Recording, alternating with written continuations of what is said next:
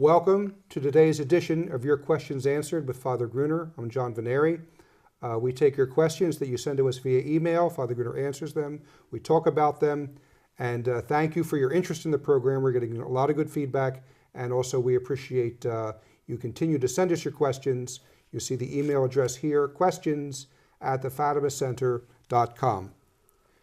Today we're talking about the tabernacle and the fact that since in modern times, we'll say in the past 40 or 50 years, there's been this trend to take the tabernacle away from the center and move it off to the side. And the person is saying, why is this happening?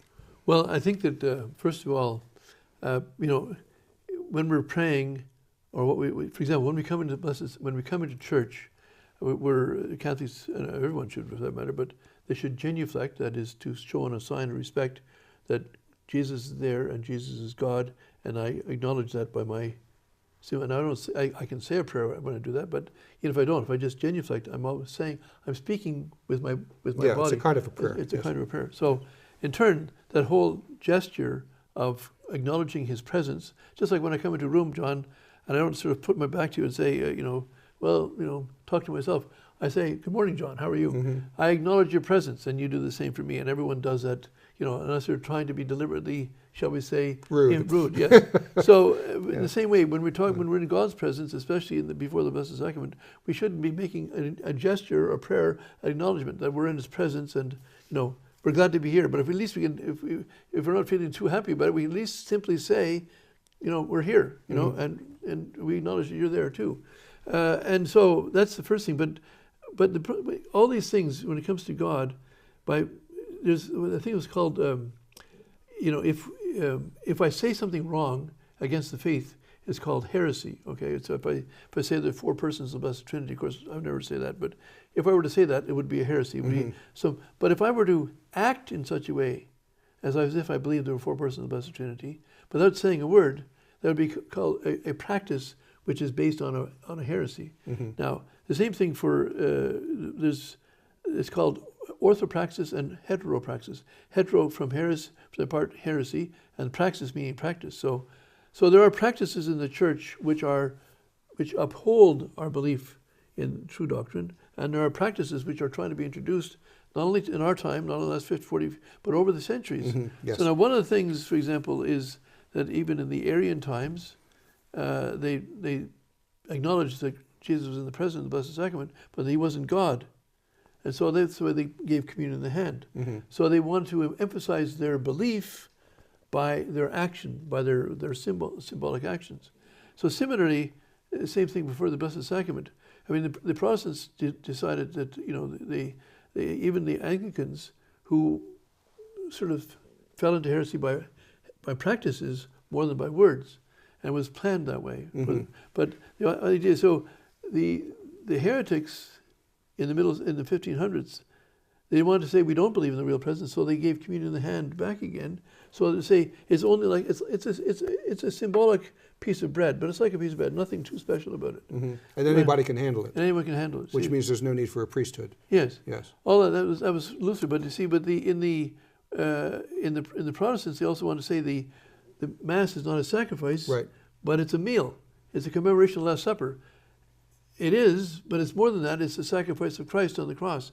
So the whole idea of turning the table around, the altar around, to make it into a table. So it's not a celebration anymore about God or honoring God with the sacrifice. We're honoring each other by having a communal meal. Mm-hmm. So it's changing the emphasis. But so these are slight things.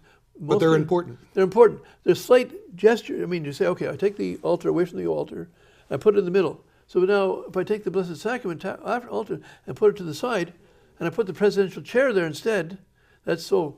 What's important? It's what's in the center of the church. What's in the center of the church is now the presidential chair. Yeah. So the priest is not important. Man comes to be the focal point. Yes. Yes. And the priest is there. He's just a representative of all the people.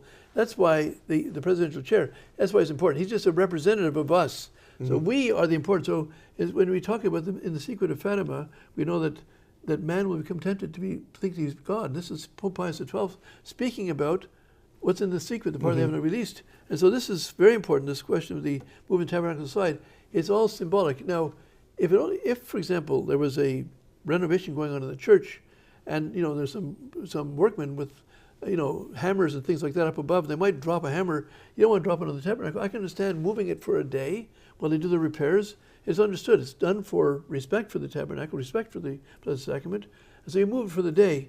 But if you take it, and that's just what would be called for the renovations. But if you're doing it for week after week, month after month, year after year, after a while the message is being given.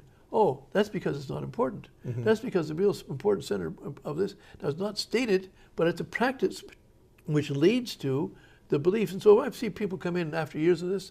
They don't even genuflect. Genuflect. They talk in church. They're talking. They're having a community party or something like that. It's like they've lost the whole sense of the awe, respect, adoration for God. And they've done that all by a very simple gesture of moving the tabernacle from the center to the side. And sometimes you go into church, you can't even find it. It's off in a closet somewhere. Yeah, I had that problem a number of times. Yeah. You walk in and you find it's off to the side in a little prayer room. Yeah.